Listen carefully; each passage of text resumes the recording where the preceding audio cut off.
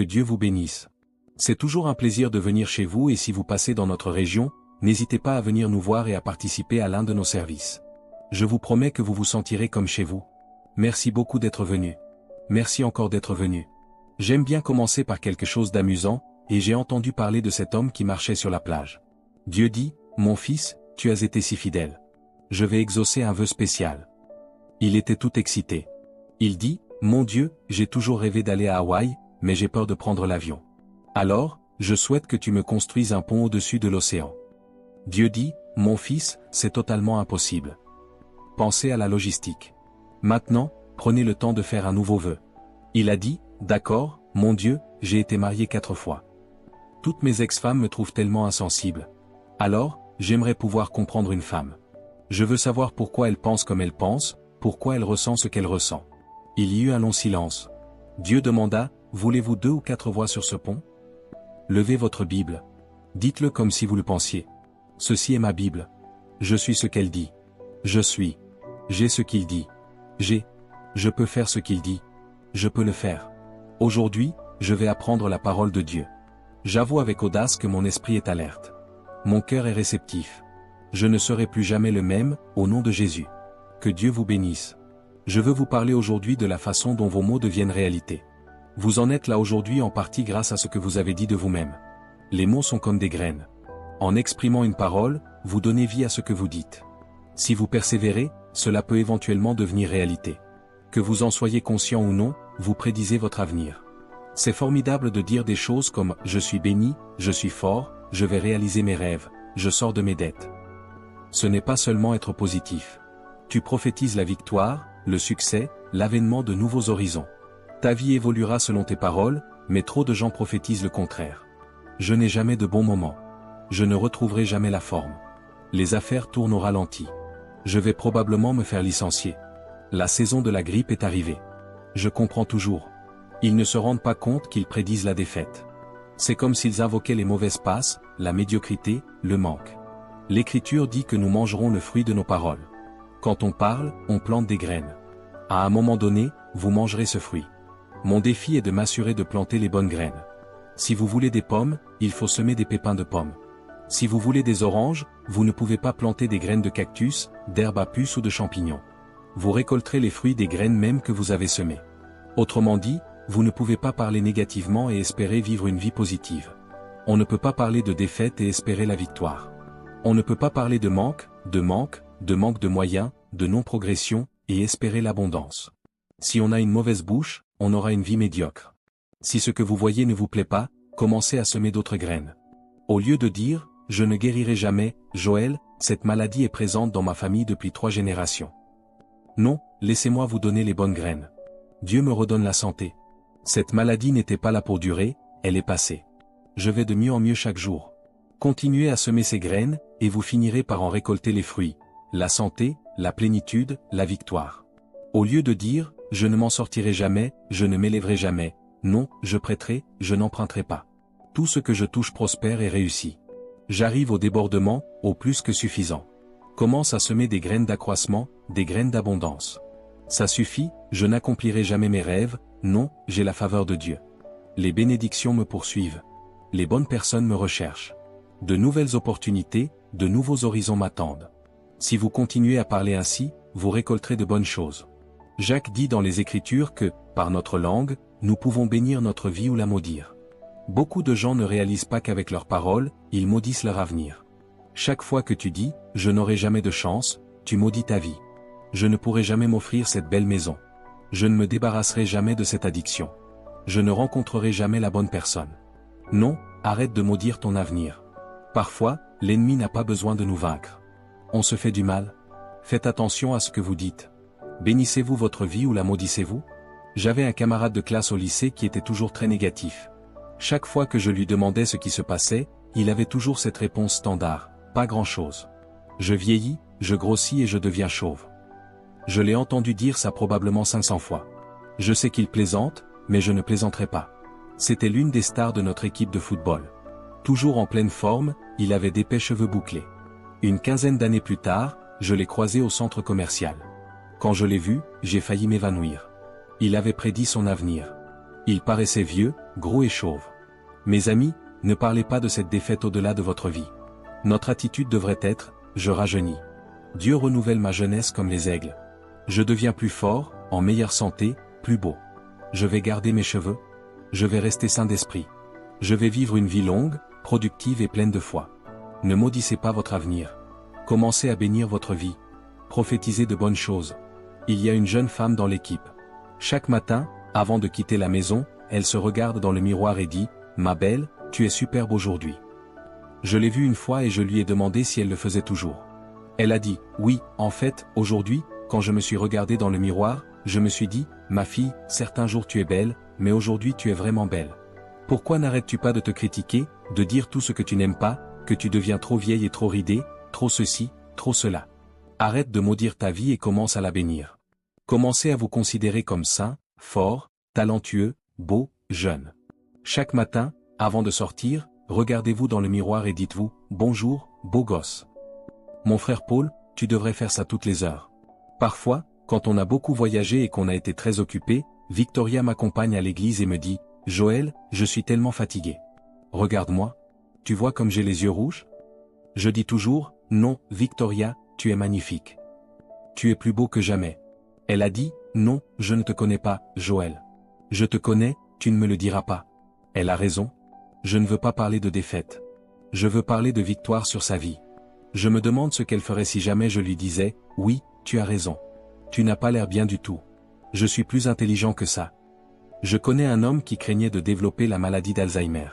Plusieurs membres de sa famille en étaient atteints, un grand-père, un grand-oncle. Il avait la cinquantaine, mais il parlait toujours de ce qui pourrait arriver. Il m'a raconté comment il planifiait qui pourrait s'occuper de lui et mettait tout en place. Bien sûr, il est bon de faire preuve de bon sens et de sagesse, mais si vous discutez de la date de votre accouchement et que vous planifiez, vous ne serez probablement pas déçu.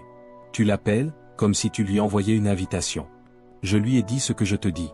Ne répète plus jamais que tu vas avoir la maladie d'Alzheimer. Commencez à déclarer qu'aucune arme forgée contre moi ne prospérera.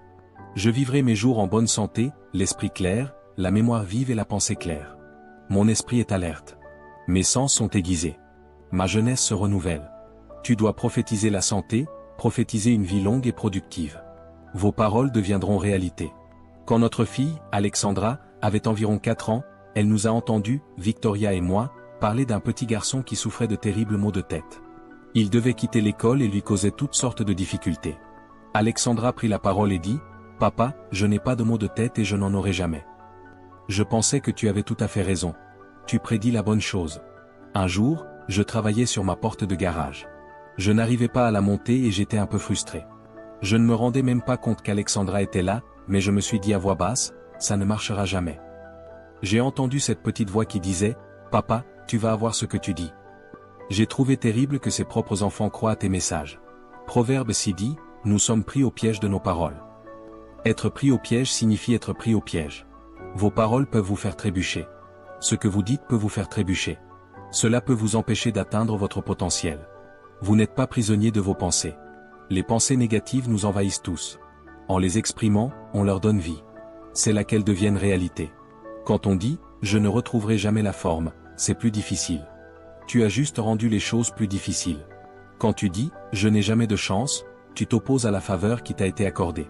Si tu dis « je n'ai pas beaucoup de talent, je n'ai pas une belle personnalité », tu fixes des limites à ta vie. C'est faire appel à la médiocrité. Vous avez peut-être été pris au piège par vos paroles, mais je crois qu'aujourd'hui est un jour nouveau. Je déclare que vous allez vous en sortir. Toutes les chaînes se desserrent.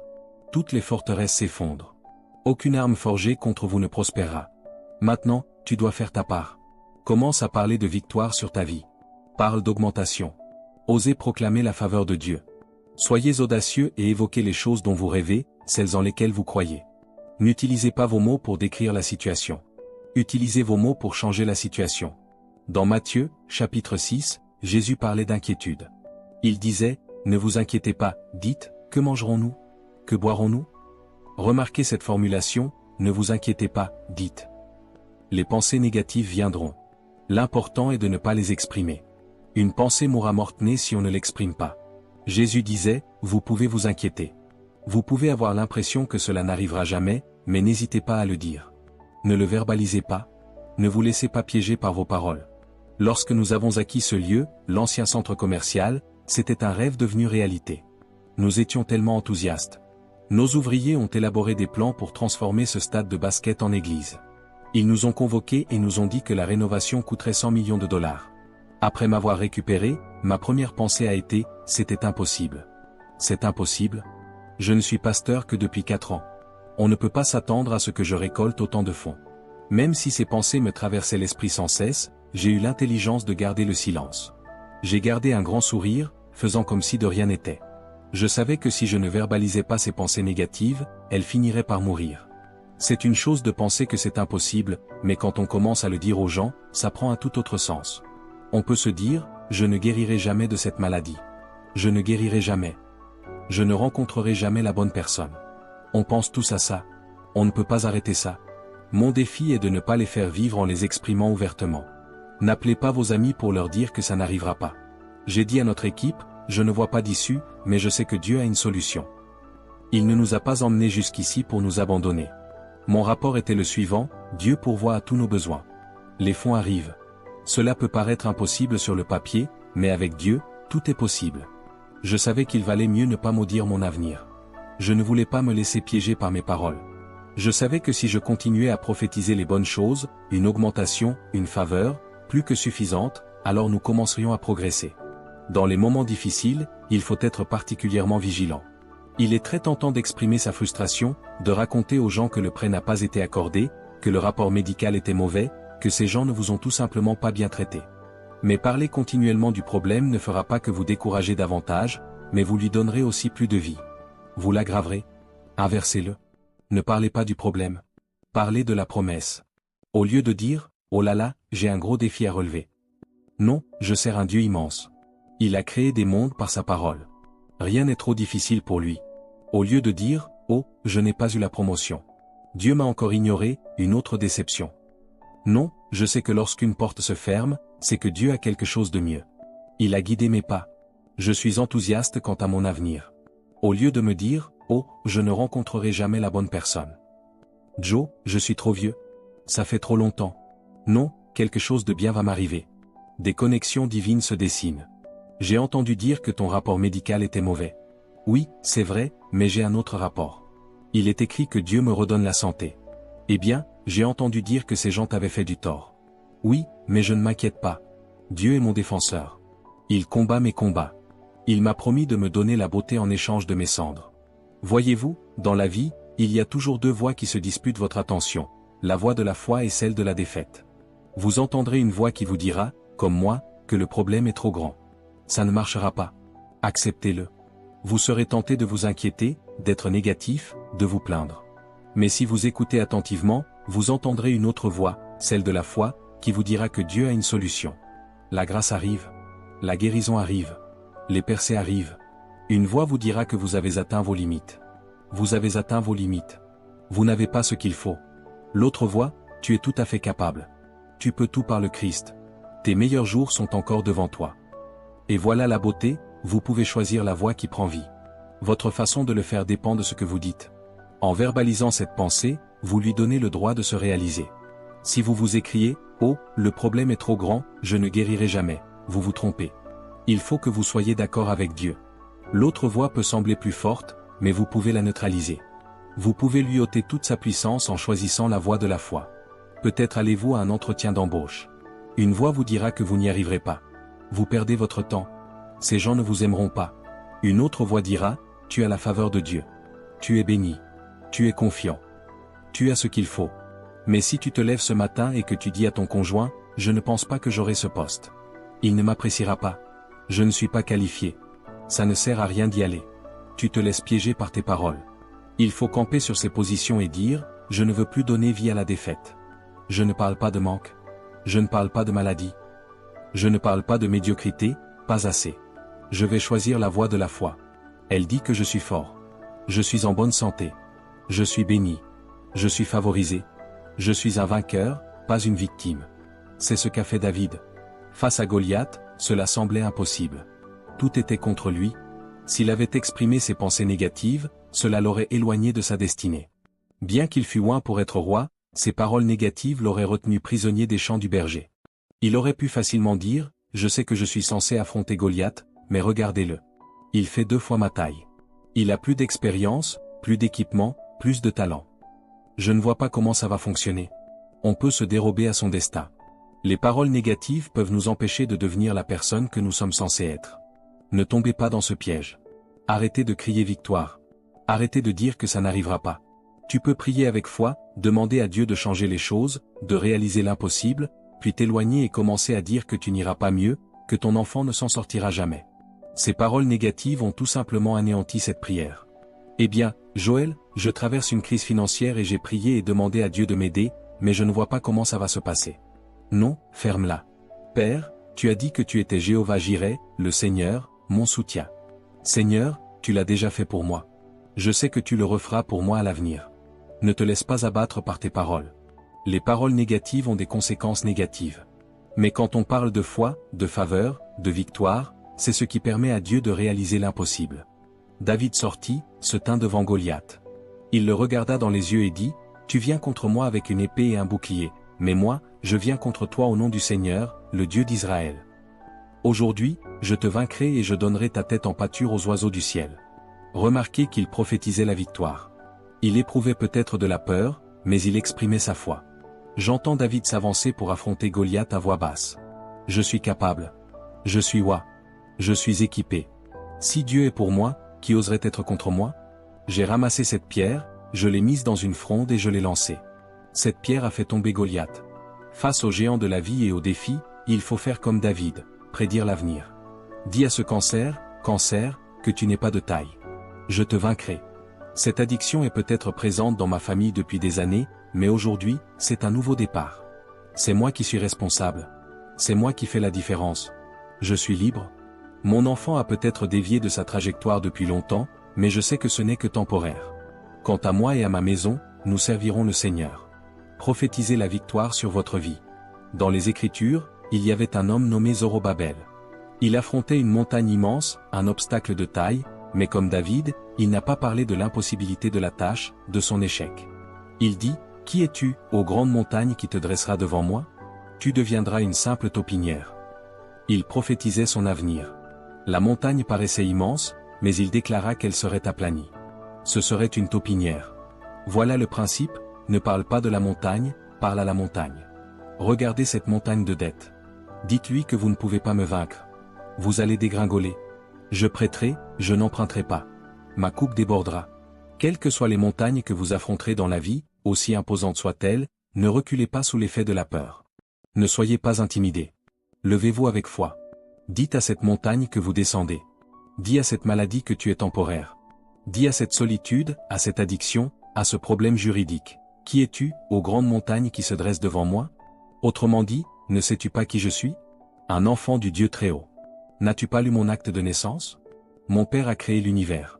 Il m'a insufflé la vie, m'a couronné de sa faveur, m'a appelé plus que vainqueur. Cela signifie que tu ne peux me vaincre. Tu ne peux me retenir. Montagne, tu dois redescendre. Je surmonterai cette maladie. Je briserai cette dépendance. Je rembourserai ma maison. Je reverrai ma famille. Je réaliserai mes rêves. Que dis-je? Prophétisez la victoire, prophétisez des percées, prophétisez ce en quoi vous croyez. Dans l'Ancien Testament, Ézéchiel a eu une vision. Il a rêvé d'une vallée remplie d'ossements. Partout où il regardait, c'était comme un immense cimetière, des hectares et des hectares d'ossements, de personnes décédées. Les ossements représentent des choses de notre vie qui semblent mortes, des situations qui semblent impossibles, comme si elles ne changeraient jamais. Et Dieu lui a dit de faire quelque chose d'intéressant. Il dit, Ézéchiel, prophétise à ces ossements morts. Dis-leur, ô ossements desséchés, écoutez la parole du Seigneur. Dans cette vision, Ézéchiel commença à parler aux ossements, leur disant de revenir à la vie.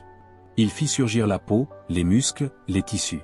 Tandis qu'il parlait, ces os commencèrent à se rassembler, comme dans un film, se métamorphosant en une personne. Finalement, Dieu lui dit de prophétiser au souffle et de l'invoquer. Les Écritures disent que, comme il l'avait prophétisé, un souffle pénétra dans ses corps et ils se dressèrent comme une vaste armée. Il se peut que certaines choses dans votre vie semblent mortes, votre santé, vos affaires, une relation. Tout ce que vous voyez, pour ainsi dire, c'est cette vallée d'ossements desséchés. Dieu vous dit ce qu'il a dit à Ézéchiel. Il ne suffit pas de prier, il faut lui parler. Prophétisez à ces ossements morts. Invoque la santé, l'abondance, la restauration. Cet enfant qui a dévié de sa route, ne vous contentez pas de prier, prophétisez-lui. Fils, fille, reviens, tu accompliras ta destinée. Vous luttez contre une dépendance, ne vous contentez pas de prier, prophétisez. Je suis libre, mes chaînes ont été brisées. C'est un nouveau jour de victoire. Sors ton chéquier et fais une prophétie. On dirait des os morts, des dettes, du manque, des difficultés. Je vais faire une prophétie à ces os morts. Je prêterai et non emprunterai. Je suis la tête et non la queue. Je suis en train de déborder. Comme avec Ézéchiel, si vous prophétisez aux ossements, Dieu ressuscitera ce qui semblait mort. Il réalisera des choses que vous n'auriez jamais pu réaliser. Le psaume 2 dit, « Je publierai un décret ». Un décret était quelque chose d'écrit, comme un document officiel. Le psalmiste disait, « Il y a quelque chose qui a été écrit et que je vais commencer à proclamer ». Vous et moi pouvons faire la même chose, proclamer un décret. Vous devriez écrire vos objectifs. Notez ce que vous voulez voir arriver dans la vie. Tous les domaines dans lesquels vous avez des difficultés, ce que vous devez améliorer, notez-les comme si c'était déjà fait. Et puis, chaque jour, proclamez ce décret. Relisez-le plusieurs fois à voix haute. Il ne suffit pas d'y penser, quelque chose se produit quand on le dit. Vous devez prophétiser votre avenir. Vous pouvez le personnaliser, mais laissez-moi vous donner quelques éléments généraux qui devraient figurer sur votre décret. Je suis fort. Je suis en bonne santé. Je suis en forme. Je pèse ce que je suis censé peser. Je suis pleine d'énergie. Je suis passionné. J'ai du talent. Je suis en sécurité. J'ai de la valeur. J'ai confiance. J'ai une belle personnalité. Les gens m'apprécient. Je suis agréable à côtoyer. Je suis heureux. J'apprécie la vie. Je suis une personne d'excellence. Je suis intègre. Je réussis. Je suis prospère. Mon avenir est prometteur. Mes enfants sont puissants dans ce pays. Mon héritage perdurera pour inspirer les générations futures. Je cours avec détermination à chaque pas. Je suis béni. Je suis victorieux. Je suis un enfant du Dieu très haut. Si vous continuez à répéter ces paroles dans votre vie, elles vous marqueront profondément. Elles changeront non seulement votre vision des choses, mais aussi votre identité. Vos paroles deviendront réalité. Vous prédisez votre avenir. Avec le temps, ces mots feront partie de votre vocabulaire quotidien. Ce ne sera pas un problème pour vous de dire « Je suis béni. Je suis en bonne santé. J'ai la faveur de Dieu ». Au lieu de vous laisser piéger par vos paroles, vous serez propulsé par elles. Jacques dit ici dans l'Écriture, de même qu'un petit gouvernail dirige un grand navire, la langue donne la direction à notre vie. Allez-vous dans la bonne direction? Voyez-vous une croissance, une faveur, une nouvelle croissance? Si ce n'est pas le cas, vérifiez ce que vous dites. Quand tu fais avancer tes paroles dans la bonne direction, ta vie ira dans la bonne direction. Prends cette décision avec moi. Finis les mots de manque, de défaite, d'impossible, de médiocrité, de doute. Ne maudissez pas votre avenir, bénissez-le. Si vous commencez à prophétiser la victoire, la faveur, je crois et je déclare que vous vous élèverez plus haut, surmonterez tous les obstacles et deviendrez tout ce que Dieu vous a créé, au nom de Jésus. Si vous le recevez, pouvez-vous dire Amen aujourd'hui? Nous ne terminerons jamais notre émission sans vous donner l'occasion de faire de Jésus le Seigneur de votre vie. Voulez-vous prier avec moi? Dites simplement, Seigneur Jésus, je me repens de mes péchés. Viens dans mon cœur, je fais de toi mon Seigneur et Sauveur. Mes amis, si vous avez fait cette simple prière, nous croyons que vous êtes nés de nouveau. Entrez dans une bonne église biblique.